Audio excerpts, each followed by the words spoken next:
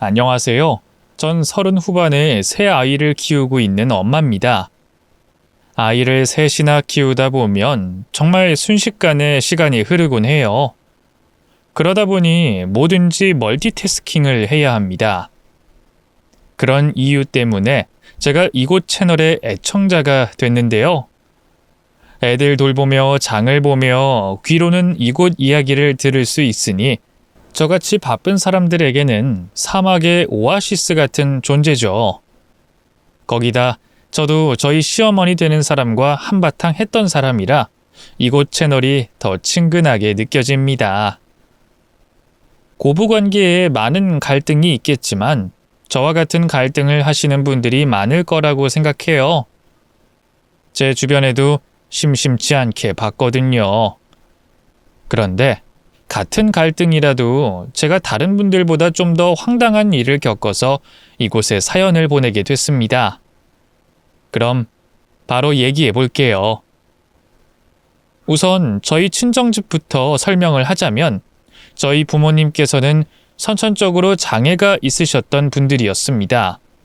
두 분 모두 듣지도 말하지도 못하시는 중복 장애를 가지셨어요.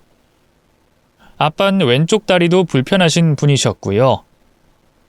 다른 사람들은 저희 부모님 이야기를 꺼내기만 하면 많이들 안타까워하고 동정의 눈빛을 보내시던데 저는 저희 부모님으로 인해 마음고생을 했던 적이 없었습니다. 물론 주변 사람들의 시선이나 차별로 힘들기도 하고 우리나라 사회가 장애인 친환경적이지 않아 불편한 점은 많았지만 그런 일들이 매번 있는 것도 아니라 저 스스로는 보통의 가정 속에서 자랐다고 생각을 했어요. 부모님과도 사이가 좋았고 항상 저희 집에서는 웃음소리가 끊이지 않았으니 오히려 행복한 유년 시절을 보냈다고 생각합니다. 비록 아빠께서 제가 중학교 시절 사고로 세상을 떠나시게 돼 엄마와 힘든 시간을 겪긴 했지만 우리 모녀가 서로를 의지하며 잘 극복해 나갔고요. 가정에서 사랑을 듬뿍 받으며 자랐던 저는 제 또래들처럼 대학도 진학하고 취업도 성공하면서 평범한 직장인 생활을 하고 있었죠. 그러다 회사 생활을 하면서 만나게 된 남자친구와 일찍이 결혼에 대한 생각을 확고히 하고 연애를 이어가고 있었어요.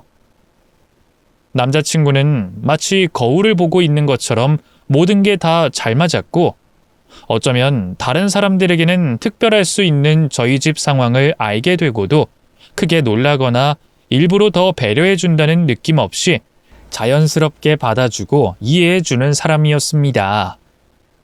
조금의 걸리적거림도 없었던 저와 남편의 연애는 우연히 어머님을 만나 뵙게 되면서 문제가 생기기 시작했죠. 처음 제가 인사를 드렸을 때까지만 해도 어머님은 환하게 웃으시며 제가 마음에 든다는 표정을 짓고 계셨어요. 그런데 저희 부모님이 장애인이라는 걸 들으시곤 난감하다는 표정을 지으셨죠. 우리 민규가 자기 이야기는 안 하는 앤데 상이 너에 대해서는 말을 엄청 하는 거야. 그래서 어떤 아이일까 궁금했는데 민규가 빠질만 하네. 대학도 명문대 나왔다며? 취업도 한 번에 되고? 그런 상이가 우리 민규 같은 애를 만나준다니까 내가 고마울 지경이네. 그런데 그 부모님께서는 무슨 일을 하시나? 이렇게 알아서 척척하는 딸을 키우셨으면 훌륭한 분들이겠네. 두 분 모두 장애인 단체에서 운영하는 공장에서 일을 하셨어요. 아버지께서는 제가 중학생 때 자동차 사고로 돌아가셨고요. 그 뒤로 저희 어머니께서 홀로 절 키우셨죠. 어머, 미안하다 상이야. 그런데 부모님께서 봉사정신이 대단하시구나. 그런 곳을 운영하시고. 아니요. 저희 부모님께서 운영하시는 게 아니라 그곳에서 일을 하시는 거예요. 몸이 많이 불편하시거든요. 뭐? 그래? 그래도 정말 다행히 어머님은 금방 표정 관리를 하시며 개의치 않다는 말씀을 하셨습니다. 문제는 그 다음이었죠. 종교를 물어보셨는데 무교에 가까웠던 저였지만 아빠와 엄마가 불교 신자셨고 지금도 엄마가 절을 가끔씩 다니시기 때문에 저도 따라다녔어요. 그래서 무교에 가까운 불교 신자라고 솔직하게 말했습니다. 부모님께서 불교 신자여서 불교 문화가 익숙하긴 한데 거의 무교에 가깝다고 생각하시면 될 거예요. 뭐?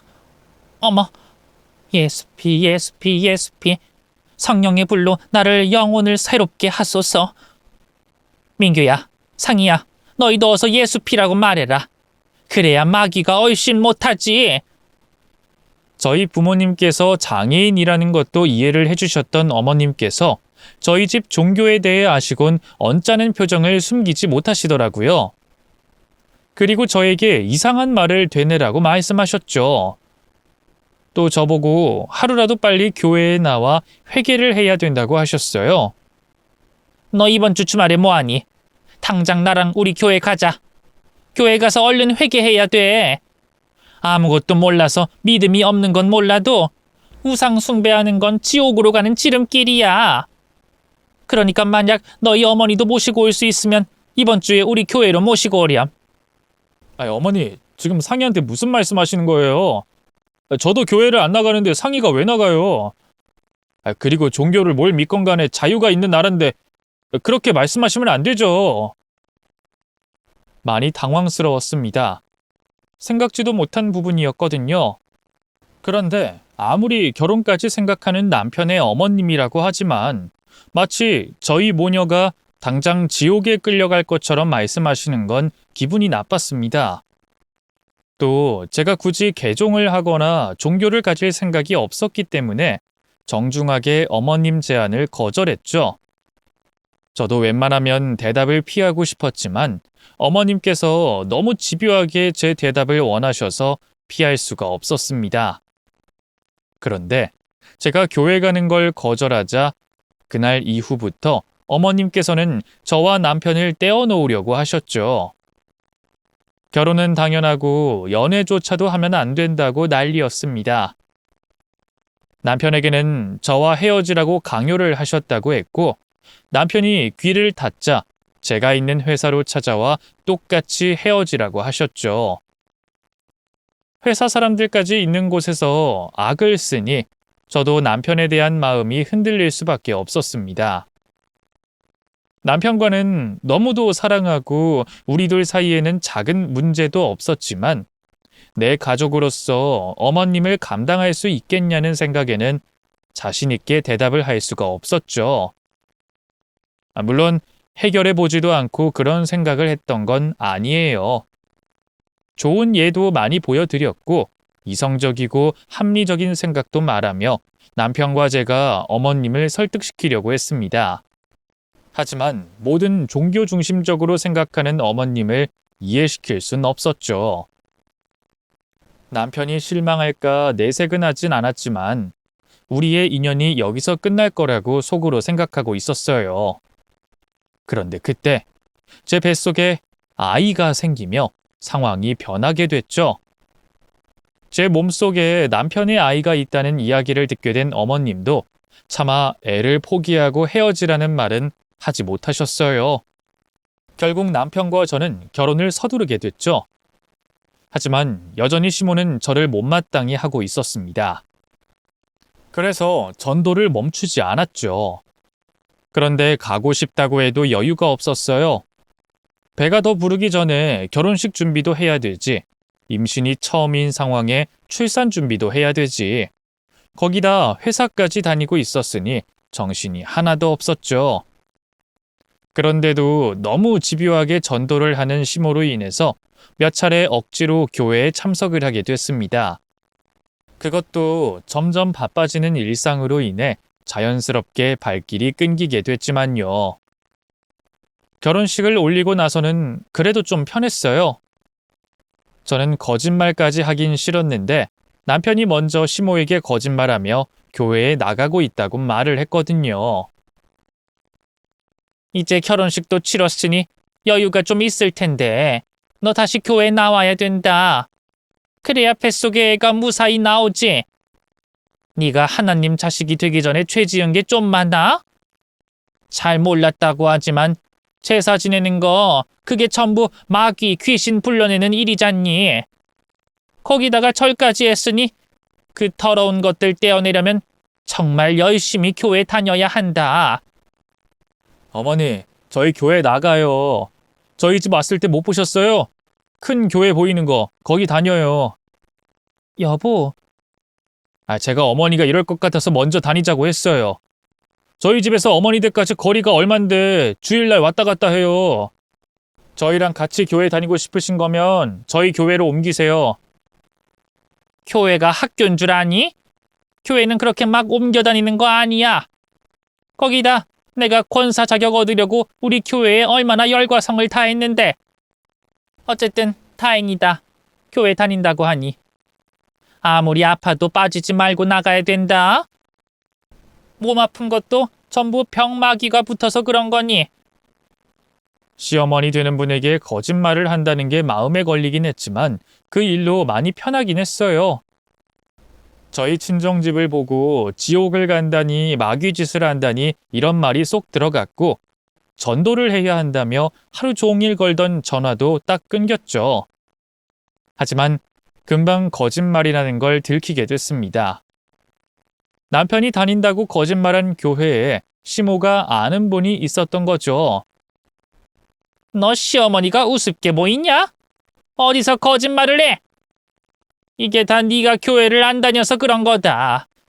교회 다니면 거짓말이 얼마나 죄 짓는 일인지 누구보다 잘 알 텐데 너 내 새끼까지 지옥으로 끌고 갈 셈이야? 왜 천국으로 갈 길을 알려줘도 갈 생각을 안 해? 어머니 그만하세요. 이 사람이 거짓말했어요? 제가 제 입으로 말한 거 아니에요. 이 사람은 가만히 있었고 그리고 저도 안 나가는 교회를 이 사람이 왜 나가요? 너 지금 엄마한테 눈 똑바로 뜨고 무슨 말하는 거야? 얘가 원래 이런 애가 아니었는데 저 마귀 종자와 있더니. 그 일로 인해 남편과 시모는 크게 다투게 됐고 시모는 저를 더 못마땅해 했죠. 더욱이 태어난 아이가 딸이라는 걸 임신했을 때부터 못마땅해 했던 시모는 아이가 있는 앞에서 저에게 축복 기도를 안 해서 딸을 낳게 됐다며 말도 안 되는 소리를 했어요. 남편은 그럴 때마다 시모에게 화를 내려고 했지만 제가 가정을 위해서 남편을 말리고 큰 소리가 안 나게 중간에서 노력을 했죠. 그러다 결국 제가 더 크게 시모에게 화를 내게 되는 일이 생기게 됐습니다. 첫째 아이를 낳고 얼마 되지 않아 친정엄마가 돌아가시게 됐는데요. 장례를 치르는 와중에 시모가 또 종교를 운운하며 사람 속을 뒤집는 말을 한 거죠. 저 경솔이 저거 지옥으로 오라는 말인데 저걸 고인 앞에 틀어놓으면 어쩌자는 거야. 아우. 어머님, 지금 뭐라고 하셨어요? 예, 지금이라도 창례업체한테 말해서 싹 다 바꾸자. 너희 어머니 돌아가실 때까지 고생만 하셨는데 돌아가시고 나선 천국 근처라도 갈 수 있게 해야지.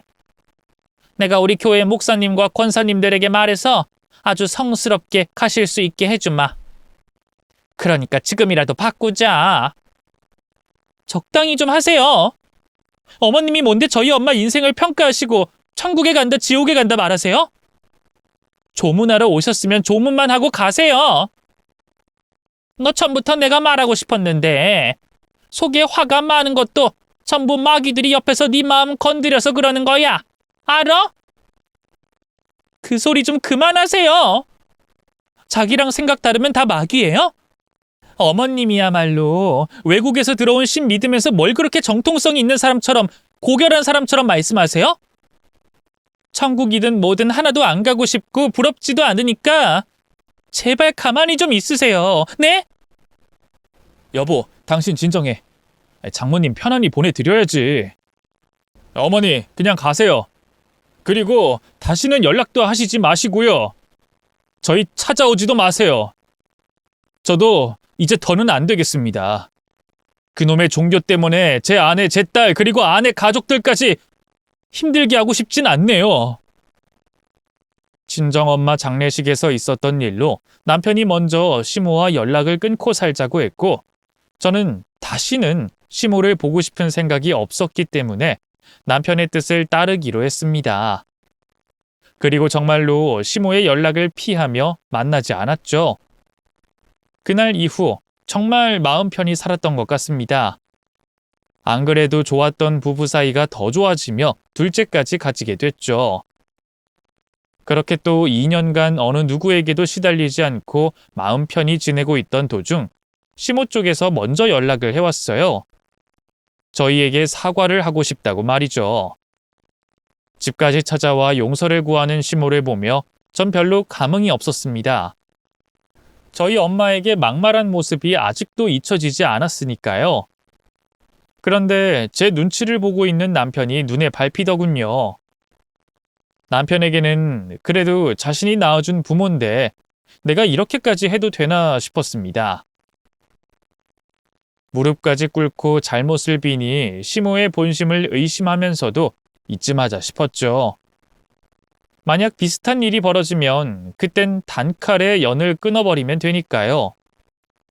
저희와 다시 교류하게 된 시모는 가끔 교회 이야기를 꺼내긴 했지만 그것도 저희들 눈치를 보며 금방 다른 이야기로 돌리곤 했습니다. 그 모습을 보며 불안은 하지만 시모도 함부로 행동 못하겠다는 확신이 섰죠. 이제는 정말 큰 소리 나는 일이 없겠구나 싶어 우리 가족 정말 행복하게 지낼 거라고 생각했는데 이번엔 남편이 제 곁을 떠나게 됐죠.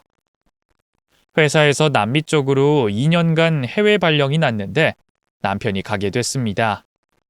아이들을 데리고 떠날 수도 있었지만 남편과 상의 끝에 한국에서 지내는 게 아이들 키우기에는 더 좋을 거라고 결론이 났죠. 그렇게 남편과 2년간 떨어질 준비를 하던 도중 남편의 출국이 한 달도 남지 않은 상황에서 또 셋째를 가지게 된 걸 알게 된 거예요. 정말 기쁜 일이었지만 당장 저희 상황에서는 기뻐할 수만도 없는 일이었습니다. 남편의 출국이 임박한 상황이라 발령을 취소하거나 대체할 수도 없었으니까요. 결국 남편은 출산 전에 어떻게 해서든 집으로 돌아오겠다는 약속과 시모에게 저를 돌봐달라는 부탁을 하고 해외로 떠나게 됐죠. 이후 저는 홀로 육아와 몸조리를 해야 됐습니다. 첫째 미은이가 동생을 돌봐주며 제 손을 덜게 해줬지만 그래도 임산부 혼자 두 아이를 챙기며 생활하는 건 쉬운 일이 아니었죠. 그때 먼저 시모가 저와 아이들을 돌봐주겠다고 자청했어요. 시어머니 되는 분이 신경을 써주겠다 하시는데 당연히 반기고 좋아해야 할 일이었겠지만 저는 반대였습니다. 오히려 더 불편하고 꺼려졌죠. 과거 아이들 성별 문제로 인해 다툼도 있었고 종교 관련해서 좁혀지지 않는 생각의 차이가 있었으니까요. 분명 가까이에서 생활하다 보면 부딪힐 거라고 생각했습니다. 그래서 최대한 조심히 거절의 의사를 표현했죠. 그런데 시모는 전부 예전 일이고 그 문제들은 이미 풀지 않았냐며 걱정하지 말라고 했습니다. 지극정성으로 잘해주겠다면서 말이죠. 상이야, 너 솔직히 내 건강 때문이 아니라 예전에 있었던 일 때문에 싫다는 거지? 왜 예전 일을 가지고 그러니? 그건 내가 잘못했다고 민규 앞에서도 말했잖아. 그리고 화해한 뒤로는 딱히 우리 사이에 시끄러워진 일도 없었고 뻔히 네 옆에 있어줄 사람이 없다는 걸 아는데 시어머니 내가 어떻게 가만히 있어? 네가 걱정할 만한 일 없을 거다. 내가 진짜 너 잘 보살펴 줄 거야. 오히려 예전 일들 때문에 미안해서 더 지극정성으로 말이지. 거기다 이번에는 병원에서 사내 아이 같다며. 그런데 내가 뭘 더 말하겠니? 그러니까 걱정하지 말아라. 그런 말을 들어도 믿음이 생기진 않았어요. 그냥 애초에 문제가 될 만한 건 만들어선 안 되겠다고 생각이 됐습니다. 그래서 다시 거절의 의사표시를 확실히 했고 힘들긴 하지만 홀로 아이들을 키우며 지냈죠. 그런데 시모가 막무가내로 집을 찾아왔어요. 저와 아이들을 보살펴 주겠다고 말이죠. 말려봤지만 소용이 없었습니다. 피해 하나 주지 않겠다고 도시락까지 싸가지고 오니 내쫓는 제가 나쁜 며느리가 될 상황이었죠. 결국 시모의 도움을 받기로 했어요. 기대하지 않았고 반길 수도 없는 시모였지만 제 상황에서는 확실히 도움이 됐습니다. 시모가 아이들을 대신 봐주는 것만 해도 집안일을 할 짬이 났으니까요. 배가 불러오면서는 그런 시모의 도움이 점점 더 크게 느껴졌죠. 물론 마냥 좋았던 것만은 아니에요. 시모는 아이들에게 성경을 읽어주며 일방적인 종교관을 심어주기도 했거든요. 그 점은 마음에 들지 않았습니다. 딱히 종교에 대해 부정적인 편은 아니었지만 아이들이 어느 정도 자라서 스스로 판단이 가능할 때 선택하는 게 옳다고 생각하는 편이었거든요. 그런 모습들이 어쩔 수 없이 불편하긴 했지만 심하지 않은 선이라 그냥 두게 됐어요. 그러다 제가 되려 시모의 눈치를 보게 되는 일이 생기게 됐죠. 임산 중반을 넘어섰을 때 뱃속의 아이가 아들이 아니라 딸이라는 걸 다시 확인하게 됐거든요. 저와 남편은 아들이건 딸이건 상관이 없었지만 시모가 아들을 무척이나 바라고 있다는 걸 알고 있었기 때문에 당연히 눈치를 볼 수밖에 없었죠. 처음부터 딸이라고 했으면 모르겠는데 병원에서 아들인 것 같다고 말해준 걸 그대로 알렸으니 더 눈치가 보였습니다. 아니나 다를까 제 뱃속 아이가 손녀라는 걸 알게 되자 시모는 많이 실망한 얼굴이었죠. 당연히 저를 대하는 태도가 변할 거라고 생각했어요. 말을 못되게 하든 행동을 못되게 하든 무슨 일이든 아들을 못 가진 것에 대한 괴롭힘이 있을 거라고 생각했죠. 그런데 그 사이 무슨 심경의 변화가 있었는지 모르겠지만 시모는 변하지 않았습니다. 셋째 아이의 성별에 상관없이 똑같이 저에게 지극정성으로 잘해줬죠. 그런 시모의 태도 때문에 더 눈치가 보였고 더 조심스러웠지만 셋째 성별을 알게 된 지 시간이 꽤나 흐른 뒤에도 전과 똑같은 모습인 시모로 인해 저도 마음 놓고 편하게 지내게 됐습니다. 그렇게 큰 고비를 넘겼다고 생각한 저는 마음 편히 출산 준비를 할 수 있었죠. 이후 예정된 출산 날이 가까워졌을 때였어요. 그때 전 세계적으로 문제가 생기게 되며 남편이 한국으로 들어올 수 없는 상황이 됐습니다. 코로나 팬데믹이 시작된 거죠. 설마 하던 하늘길이 막혀버리자 결국 남편 없이 출산을 하게 됐습니다. 그래도 세 번째 출산이라서 그런지 진통 시간도 짧았고 별다른 고생 없이 셋째 혜은이를 만날 수 있었죠. 출산 후 산후조리원에서 있으려고 했지만 코로나로 인해 여러 가지가 걱정이 됐고 시모가 잘 챙겨주겠다고 먼저 자신의 집안에서 산후조리를 하자는 말을 해줘 그에 따르게 됐죠. 저희 집에서도 할 수 있었지만 아이들이 뛰어놀 수 있는 작은 정원이 있고 층간소음을 신경 쓰지 않아도 되는 시댁이 아이들을 위해서 더 좋을 거라고 생각했거든요. 시댁으로 들어가서도 한동안 문제될 게 하나도 없었습니다. 아이들은 집안에만 있어야 됐지만 마음껏 뛰어놀 수 있어서 그런지 칭얼거리지 않았고 시모 역시도 며느리인 저의 산후조리를 지극정성으로 보살펴줬죠. 그때까지만 해도 시모와 좋은 고부관계로 지낼 수 있겠구나 싶었어요. 그 일이 있기 전까지는 말이죠. 출산한 몸이 어느 정도 회복이 됐을 때였습니다. 당일 새벽 칭얼거리던 셋째 때문에 첫째부터 둘째까지 모두 다 잠에서 깨어났고 다시 아이들을 잠자리에 눕혀두고 재우느라 잠이 부족했던 저는 늦잠을 자고 있었습니다.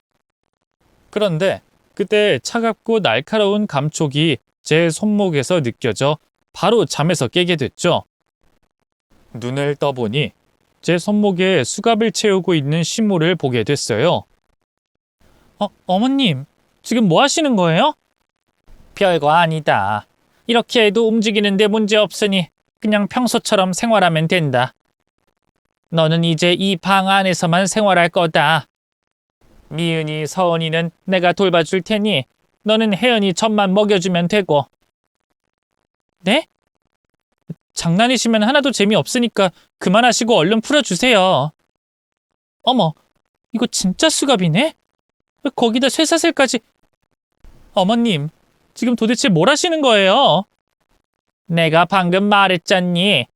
내가 밥은 몇 끼 챙겨서 넣어줄 거고 혜연이도 젖은 먹어야 하니 만나게 해줄 거다. 그런데 미은이, 서은이는 안 돼.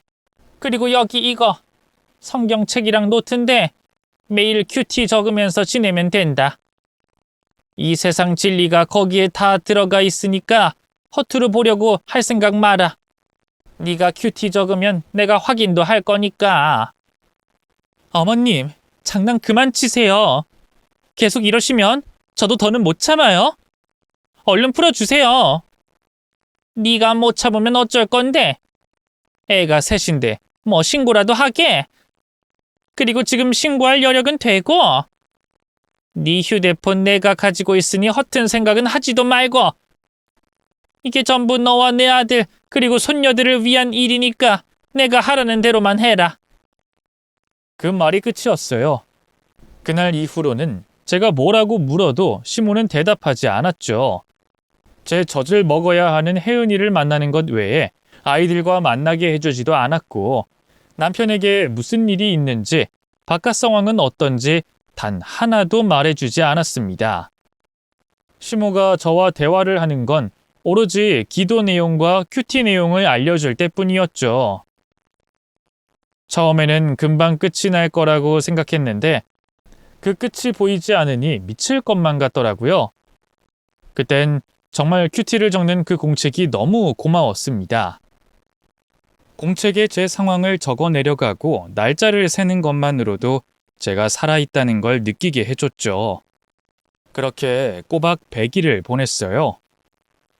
100이라는 숫자에 더는 하루도 넘겨서는 안 될 것 같다고 생각한 저는 무슨 일이 있어도 탈출해야 되겠다고 생각했습니다. 수갑에 감긴 쇠사슬만 풀면 자유롭게 움직일 수 있었기 때문에 방법을 생각해 보기로 했는데 아무리 생각해도 방법이 없었어요. 그렇게 바닥에 누워 쇠사슬만 바라보며 고민을 하고 있던 사이 제가 적은 큐티를 검사하기 위해 시모가 방 안으로 들어왔죠. 그런데 제가 이전처럼 앉아있지 않고 아무렇게나 쓰러져 있으니 잘못됐다고 생각을 한 것 같았어요. 그 순간 이때다 싶었습니다. 눈을 감고 그대로 기절한 것처럼 행동했죠. 시모가 몸을 흔들어도 뺨을 때려도 절대 반응을 보이지 않았습니다. 연기라는 게 티가 나면 죽는다는 생각으로 참았어요. 그리고 제가 바라는 대로 시모가 쇠사슬을 풀고 제 몸을 주무르려고 했죠. 그때 시모를 밀치고 시댁 현관을 지나 대문 밖으로 나갔죠. 집 밖으로 무작정 뛰쳐나온 뒤 곧장 몸을 숨겼습니다. 열린 방문으로 제가 없다는 걸 알아챈 시모가 바로 뒤를 쫓아올 것 같았거든요. 당시에는 코로나가 한창이던 시기라 제 몸을 제대로 숨길 곳이 없어 차량들이 주차가 돼 있는 사이에 몸을 숨겼죠. 30여 분 동안 시모의 그림자조차 보이지 않는 걸 확인했던 저는 길에 있던 사람들에게 다가가 휴대폰을 빌릴 수 있겠냐고 물어봤어요. 그런데 다들 제가 다가가기도 전에 저를 피해서 도망쳤습니다. 그럴 만한 것도 당시에는 코로나로 인해 웬만해선 사람과 대화를 하지 않으려던 시기였으니까요. 그런데 저는 마스크도 하지 않았을 뿐더러 옷도 제대로 갖춰 입고 있지 않았으니 사람들이 이상하게 생각하고 저를 피했던 거죠. 시간이 한참이 흘러서야 제가 마스크를 하지 않았다는 걸 알았고 거기서 전화를 빌리는 건 불가능하겠다는 생각이 들었어요. 거리에 있어봤자 시모에게 붙잡힐 확률만 높아질 거고 다른 가게에서도 마스크 때문에 쫓겨나게 될 게 뻔했으니 거리가 좀 멀더라도 경찰서로 향하자 싶었죠. 경찰서까지 가는 내내 시모와 마주치지 않을까 싶어 잔뜩 긴장을 한 채로 갔어요. 다행히 아무 일 없이 경찰서까지 도착할 수 있었고 그곳에서 제 상황을 설명할 수 있었죠. 경찰들에게 제가 겪은 일을 말하기 전에 남편에게 제 상황을 알려야 할 것 같았습니다. 그래서 경찰분들에게 휴대폰을 빌려 남편에게 전화를 걸었죠. 모르는 번호로 전화를 하는 거라 안 받으면 어쩌나 싶었는데 정말 다행히 남편이 전화를 받았습니다. 여보, 나야 나. 전화 끊지 마. 당신이야? 당신 몸은 괜찮은 거야? 당신 코로나로 많이 힘들다며? 뭐? 나 코로나 걸린 적 없어. 설마, 여보 혹시 어머님이 당신한테 내가 어떤 상황이라고 말했어? 혜연이 낳고 산후조리하다가 코로나 걸렸는데 그날 이후로 계속 몸 이곳저곳에 염증 상태가 있다고 들었는데 당신도 나한테 그렇게 말했잖아, 톡으로. 내가? 당신이랑 톡을 했다고? 아니야. 나 지금까지 어머님 댁에 갇혀 있었어. 어머님이 내 손목에 수갑 채우고 그 수갑을 사슬에 묶어서 방 안에 가뒀다니까? 나 지금 탈출해서 경찰서에서 당신한테 전화하는 거야. 뭐? 아니, 어머니가 왜... 나도 몰라. 우선 일이 잘못되더라도 당신이 알아야 나중에 탈이 없을 것 같아서. 남편은 제가 코로나와 그로 인한 후유증으로 투병을 하고 있는 줄 알았다고 했습니다. 시모에게 그렇게 들었고 제가 톡으로 그렇게 했다고 말했죠. 모두 시모가 꾸민 일이었어요. 톡 역시 제 휴대폰을 가지고 저인 척을 했겠죠. 온몸에 소름이 돋았습니다. 도대체 왜 시모가 저에게 이런 일을 꾸몄을까 궁금도 했고요. 이후 저에게 있었던 일들을 남편에게 짤막하게 전한 뒤 경찰분들에게 상세히 제 상황을 설명했습니다. 저에게 있었던 일들을 모두 듣게 된 경찰들은 제 앞에서는 내색하지 않으려고 했지만 자기들끼리 눈빛을 주고받으며 믿기지 않는다는 표정을 하고 있었어요. 그러면서도 출동해 시모에게 확인해 보겠다고 말했죠. 경찰분들은 저에게 경찰서에 남아 안정을 취하라고 했지만 그럴 수가 없었습니다. 저도 시댁으로 같이 가겠다고 했죠. 아직 아이들이 그곳에 있었으니까요. 다른 건 몰라도 아이들은 꼭 데리고 나와야 했습니다. 그렇게 경찰들과 함께 다시 시댁으로 향하게 됐죠. 시댁에 도착하고 나서 경찰들이 시댁의 초인종을 눌렀습니다. 그런데 집안에서 아무런 반응이 없는 것 같더라고요. 그때부터 불안해지기 시작했습니다. 혹시 시모가 아이들을 데리고 도망이라도 갔으면 어쩌나 싶어서 말이죠. 불안한 생각이 한번 머릿속에 들어오자 그 생각은 꼬리에 꼬리를 물고 점점 더 많은 최악의 상황을 상상하게 만들었어요. 가만히 있을 수가 없었습니다. 집안에 아이들이 무사히 있는지 없는지 확인을 하는 게 먼저라고 생각이 됐죠. 다급히 경찰차에서 내렸던 저는 집 명패 뒤에 손을 넣어 시댁 대문 열쇠를 꺼냈습니다. 그리고 대문을 열고 바로 시댁 현관문을 향해 뛰어갔죠. 경찰분들 역시 제 뒤를 따라오고 있었어요. 그때 현관문을 열고 시모가 밖으로 나왔습니다. 그리고 자신의 허락도 없이 사람들이 집 안으로 들어왔다며 소리를 치기 시작했죠. 이게 지금 뭐 하는 거예요? 누구 마음대로 남의 집에 함부로 들어오는데요? 그리고 너 지금 누굴 데리고 집으로 들어오는 거니? 애들은요? 미은이, 서은이, 혜은이 전부 안에 있는 거예요? 애들 무사한 거죠? 넌 지금 무슨 소리를 하는 거야? 당연히 애들이 무사하지. 그럼 할머니 집에 있는데 무슨 일이라도 있을 것 같아? 너 정말 큰일이다. 기도 가지고는 안 되겠어. 하루라도 빨리 병원으로 데리고 가던가 해야지. 너 하는 말 들어보니 지금 이 난리가 왜 났는지 알겠다. 저기요, 거기 계시는 경찰분들. 지금 우리 며느리 하는 말 듣고 오신 것 같은데요. 얘가 무슨 말을 지어냈는지 모르겠지만 얘가 하는 말 전부 다 지어낸 말입니다. 보시면 아시겠지만 우리 며느리가 좀 아파요. 원래 이 정도까지는 아니었는데 얘가 회사 그만두고 육아만 하다가 또 셋째를 임신하면서부터 우울증 비슷한 게 왔나 봐요. 거기다 저희 아들이 외국으로 출장을 갔거든요. 또 사돈들께서 전부 세상을 떠나시고 안 계셔서 얘가 정신적으로 많이 힘들어 했어요. 그래서 제가 우리 며느리를 돌봐주고 있었는데 출산 후에 얘 상태가 더 안 좋아지더라고요. 그래도 제가 옆에서 잘 다독이고 기도해주면 좋아질 거라고 생각해서 저희 집에서 지내고 있었는데 아무래도 갓난아기가 있으니까 병원을 데리고 갈 수가 없겠더라고요. 이 처방으로 약이라도 먹게 되면 애첫 먹이는데 문제가 되니까. 그래도 곧 병원 데리고 가야겠다 하고 있었는데 오늘 갑자기 우리 며느리가 밖을 뛰쳐나가더니 사라진 거예요. 얘 찾으러 한참 돌아다니다 집에 있는 손녀들이 걱정돼서 이제 막 도착했는데 이렇게 갑자기 때로 몰려오셔서 제가 얼마나 놀랐는지. 어쨌든 우리 며느리가 하는 말 그냥 정신이 좀 왔다 갔다 하는 여자가 하는 말이라고 생각하시면 되시고요. 저희 며느리를 집까지 무사히 데리고 와주셔서 감사합니다. 그럼 이만 들어가들 보세요. 시몬은 한순간에 저를 정신 나간 여자로 만들었어요. 단 한 번의 끊김도 없이 거짓말을 술술 하는 시모의 모습을 보며 입이 떡하고 벌어질 뻔했습니다. 어쩜 당황하는 모습 하나 없이 없는 말을 지어내는지 제가 경찰이라도 믿을 것만 같았죠.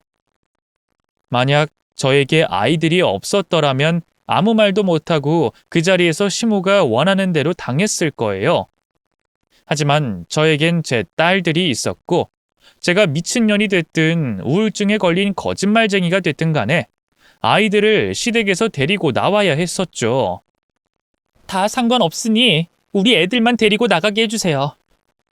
경찰 선생님들, 그냥 가시지 마시고 제가 애들 데리고 나올 때까지만 계셔주세요.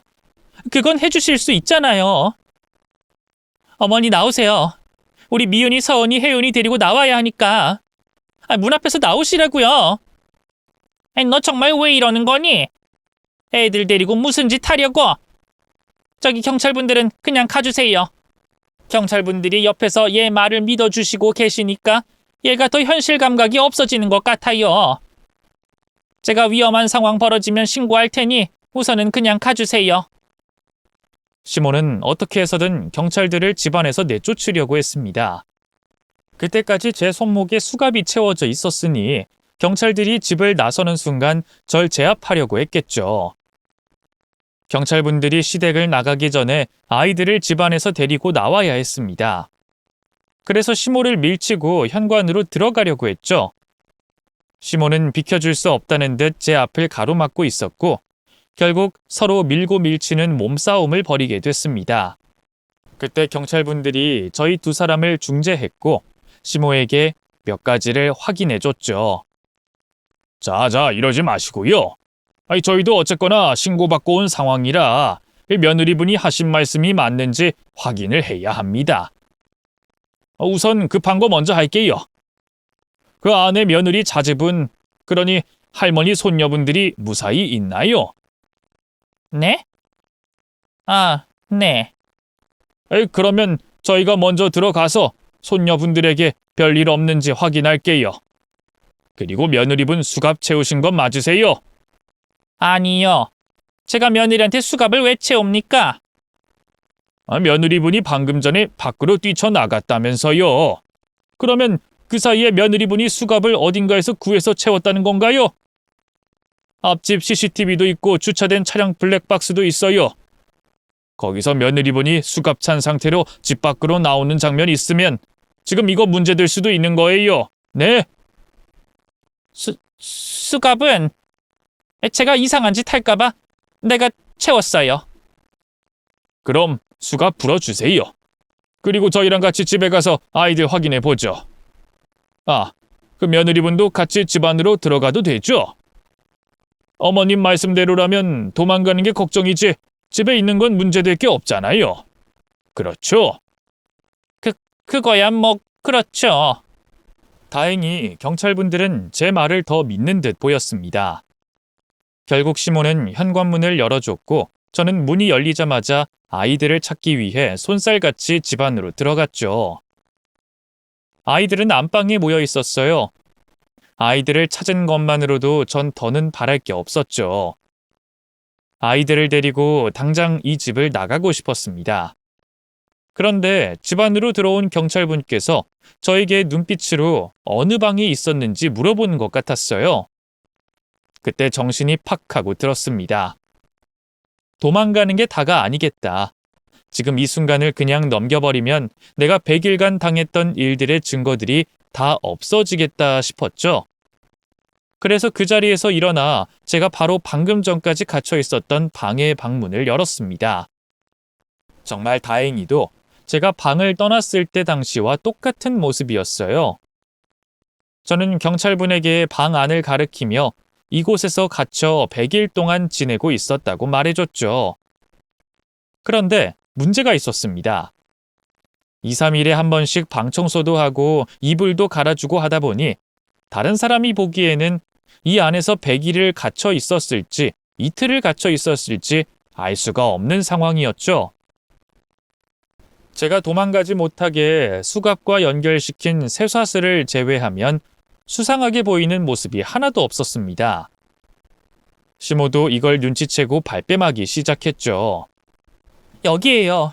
여기서 제가 100일 동안 갇혀 있었어요. 저기 쇠사슬 보이시죠? 저 쇠사슬에 수갑 연결시켜서 이 방 안에서 꼼짝 못하게 했다고요. 아유, 이거 보세요. 얘가 제정신이 아니라니까요. 제가 겨우 딱 하루 저기에 애를 묶어서 못 움직이게 했다고 이 난리 부리는 거예요. 저도 제 며느리를 저기에 묶어두고 싶었겠습니까? 제가 정신적으로 너무 불안정한 모습을 보이니까 또 저 혼자 있으면 감당을 해보겠는데 챙겨야 하는 아이들이 있으니까 제가 잠시 묶어둔 거죠. 그런데 그 잠깐을 가지고 우리 며느리가 100일이라고 말도 안 되게 늘려서 말하는 거예요. 저 말 다 거짓말이에요. 저기 방문 뒤랑 벽에 있는 흡음재 좀 보세요. 벽 쪽에 흡음재 있는 곳은 원래 창문이 있던 곳이에요. 그런데 제 목소리가 새어나갈까봐 안쪽과 바깥쪽에 나무 판자 같은 걸 대고 저렇게 흡음재를 설치한 거예요. 밖으로 제 소리가 새어나가지 않게 하려고요. 가정집에 이렇게 하는 사람이 어딨어요? 얘 말이 맞아요. 소리 새어나가지 말라고 내가 어제 설치했어요. 그러면 내 며느리가 아프다는 걸 동네방네 알리고 다녀야 되나요? 나도 이 동네에서 계속 살아가야 하는데 사람들 입방에 올라서 좋을 게 뭐가 있어요? 그것도 가족이 아프다는 걸로? 제가 다시 한번 정리하자면 우리 며느리가 아파서 딱 하루 수갑 채워서 저 쇠사슬에 묶어뒀고 동네 사람들에게 알려지는 게 싫어서 흡음재 설치한 것뿐이에요. 이상하다면 이상하게 보이겠지만 저도 제 며느리 병원 데리고 갈 때까지 애들 돌보면서 우리 가족 다 같이 무사하게 지낼 수 있게 하려고 노력한 거라고요. 코로나만 아니었다면 저도 병원이다 구조대다 불러서 병원에서 며느리가 치료받게 했을 거예요. 시기가 이래서 그렇지. 이번에도 시몬은 눈 하나 깜짝하지 않고 거짓말을 만들어냈어요. 저는 답답했습니다. 지금 이 방안만 놓고 보면 시모의 말을 의심할 순 없었으니까요.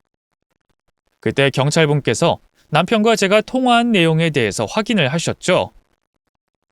그런데 제가 좀 전에 며느리분이 해외에 계시다는 아드님과 통화하는 걸 옆에서 들었거든요.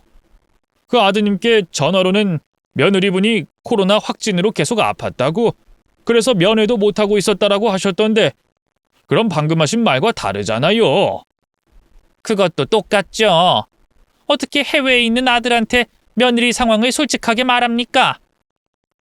코로나로 한국에 들어오지도 못하고 있는데 그럼 저 먼 타지에서 제 아들 속이 새까맣게 타라고 자기 아내가 정신적으로 힘든 상황이라고 말해요? 도대체 뭘 어디까지 말해드려야 제가 하는 말을 믿으시겠어요? 이번에도 시모가 능구렁이처럼 경찰의 질문을 피해가고 있을 때 갑자기 번쩍하고 제 머릿속에서 시모의 거짓말을 증명할 증거가 떠올랐습니다. 제게 강제로 매일 적게 만들었던 큐티가 있었어요. 거긴 단순히 성경 구절에 대한 내용만 적었던 게 아니었습니다. 당시 갇혀있던 제 상황에 대해서도 적혀져 있었고 시모가 확인을 하며 수정하거나 고친 부분도 있었죠. 날짜도 적혀 있었으니 방 안에서 갇혀 있었던 사실을 입증할 수 있겠다 싶었어요. 경찰분들과 시모가 대화를 하고 있는 사이 저는 서랍 위에 있던 노트를 열어 경찰관에게 보여줬습니다. 여기 이거 큐티를 적는 노트인데요. 이분이 강제로 시켜서 매일 적고 있었다고요. 여기 보면 날짜도 적혀 있고 성경 내용 적은 중간중간에 갇혀있던 제 상황을 비유한 내용, 오늘 있었던 일도 적혀져 있어요. 그리고 여기 빨간색으로 제 글씨 위에 적힌 내용은 이분이 적은 거예요. 뒤에 보면 저보고 성경 내용을 이해시켜 주겠다고 공책 한 면을 다 쓴 내용도 있어요. 이거면 되지 않아요? 그리고 우리 아이들, 큰애 미은이는 의사소통이 가능하니까 제가 갇혀 있었다는 걸 말해줄 거예요. 어린애 말들은 증거로 쓰이기 힘들다는 건 아는데 이 공책 내용과 합쳐지면 또 다르지 않아요? 이번만큼은 시모도 마땅한 변명을 찾지 못한 듯 보였습니다. 경찰들에게 변명을 하는 게 점점 꼬이기 시작하더라고요. 그건 가끔 가다가 제가 또 이상해진다 싶으면 여기다 잠시 묶어두고 진정시켜서 그런 거죠. 제 말처럼 100일 동안 가둬둔 건 아니에요. 좀 전에는 며느리분을 이 방 안에 가뒀던 게 딱 하루라고 하셨잖아요. 그런데 갑자기 말씀이 다르시네요. 그럼 흡음재는요? 이건 어제 설치하셨다고 했죠?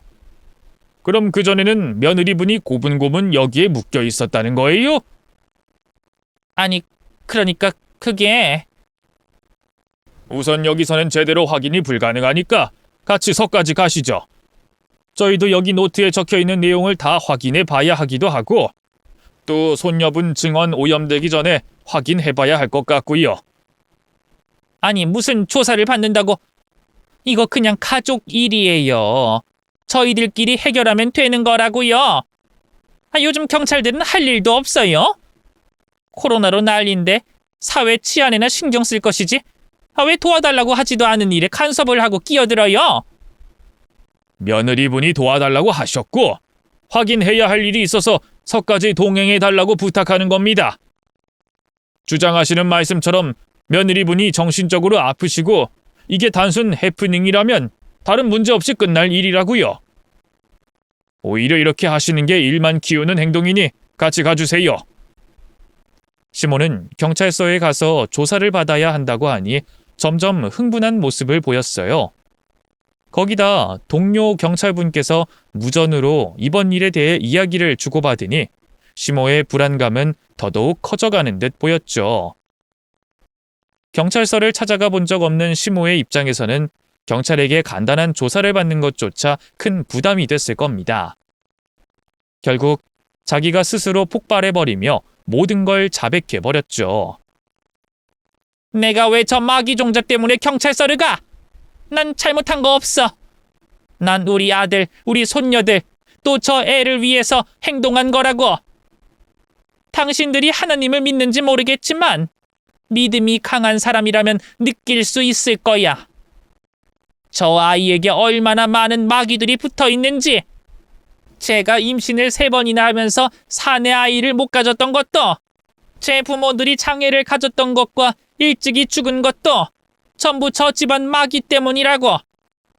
또 우리 아들과 내 사이가 틀어진 것도 전부 쟤네 집안이 우상 숭배하고 귀신들 밥 먹인다고 제사 지내는 이유 때문에. 그래서 내가 지금까지 제 귀신들로부터 깨끗하게 씻기고 있던 거야. 성경 말씀으로. 그런데 그게 잘못된 거야? 내가 제 밥을 안 먹인 것도 아니고 열악한 환경에서 지내게 했던 것도 아닌데 내가 뭘 잘못했는데? 그리고 너, 이제까지 하나님 말씀 들으면서도 깨달은 게 하나도 없니? 내가 지옥에 끌려 들어가고 있는 너를 구해냈는데 네가 제사 지낸다고 네 몸에 붙이고 왔었던 귀신 마귀들 내가 다 떼어놓고 있었다고 알아? 그런데 아직도 네가 이러는 걸 보니까 아무래도 아직 너네 집 귀신들이 덜 떼인 것 같다. 네가 나랑 교회 다니면서 하나님 말씀대로 행동하겠다고 말만 한다면 내가 수갑은 채우지 않음마. 그러니까 이 사람들 돌려보내고 나랑 하나님 곁으로 가는 발걸음 한 발자국씩 다시 옮겨보자. 시모가 저를 가둬뒀던 이유가 결국 종교 때문이었습니다. 그 이야기를 듣자 힘이 쭉 빠지더라고요. 겨우 그 이유 때문이라니. 아무리 종교가 전부인 사람이 많다고 하지만 이렇게 범죄와 다를 것 없는 행동을 하면서까지 전도를 하는 건 이해가 되지 않았습니다. 시모를 이상하게 생각하는 건 저뿐만이 아니었어요. 그 자리에서 시모의 자백을 듣게 된 경찰들 역시 당황하고 놀란 얼굴을 하며 이해가 되지 않는다는 모습이었죠. 그 방한 사람들의 놀란 표정과 상관없이 시모는 계속해서 경찰서에 갈 수 없겠다며 자신의 주장을 말했어요. 저도 처음에는 시모가 하는 말에 너무 놀라 아무 말을 못하고 있었지만 계속 듣고만 있자니 화가 나기 시작하더라고요. 그따위 이유 때문에 저를 가둬둔 것도 이해가 되지 않았고 저희 부모님까지 욕되게 하고 있었으니까요. 계속 저희 부모님 이야기 꺼내실 거예요? 저희 부모님 어머님보다 더 종교인처럼 사셨어요. 아세요? 자이든 타이든 무단횡단 같은 작은 죄도 지은 적 없으시고요. 모르는 사람이든 아는 사람이든 함부로 입에 올린 적도 없으세요. 가진 건 얼마 없으셨지만 자신보다 없는 사람들 그냥 못 지나치셨고요. 돈 1,000원이라도 도울 수 있는 곳에 기부하셨던 분들이에요. 어머님같이 겉으로 착한 사람인 척하려고 교회에서 사람들과 어울리는 게 좋아서 다니는 위선적인 사람들보다 100배, 1000배 나은 분들이라고요. 그러니까 함부로 말하지 마세요. 한 번만 더 우리 부모님 입에 올렸다간 그땐 시어머니고 뭐고 없을 테니까. 어머, 쟤 말하는 것 봐. 네가 이런 모습을 보이는데 마귀가 씌었다고 생각을 안 하겠어. 그리고 너희 부모들이 어떻게 살았건 하나님 믿는 교인이 아니라는 게 문제인 거야. 그것 때문에 너희 집안에 마귀들이 가득한 거고. 내가 우리 부모님 이야기 꺼내지 말라고 했지. 교인? 웃기고 있네. 내가 너희 교회 가봤지만 내가 봤을 때 너네 교회엔 진짜 교인 몇 없었어. 특히 너랑 어울리는 사람들은 한 명도 없었고 위선으로 똘똘 뭉쳐서 자기 만족하면서 천국에 보내달라고 하면 그게 교인이냐? 그럼 하나님 자식이고 천국 가? 천국 가고 싶으면 조용히 목회 생활하면서 죄나 짓지 마. 예배한 뒤에 주변 사람들, 연예인, 정치인 욕하는 게 교인이야? 죄는 일주일에 이만큼 짓고 나서 한 번 회개하면 그걸로 끝인 거야? 그냥 세상 관심 끄고 입 닫은 다음에 좋은 일만 하라니까? 갓난 애기들까지 있는 며느리 전도하겠다고 방 안에 가둬둘 생각하지 말고. 시모가 또다시 저희 부모님을 입에 올리자 그땐 시어머니고 결혼이고 뭐고 다 집어치운다 생각하고 저도 막 나갔죠. 그러자 할 말이 없던 건지 놀라서 입을 열 수가 없었던 건지 시모는 입을 닫은 채로 가만히 있었어요. 경찰분들은 흥분한 저를 방 밖으로 데리고 나왔고 얼마 뒤 스스로 자백을 한 시모와 함께 경찰서로 간다는 말을 전해줬습니다. 저도 제 휴대폰을 시모의 방에서 찾은 다음 제 아이들을 잠시 돌봐줄 친구에게 연락을 하고 경찰서로 찾아가 진술하게 됐죠. 이후 남편이 올 때까지는 그 친구의 도움을 받으면서 지내게 됐어요.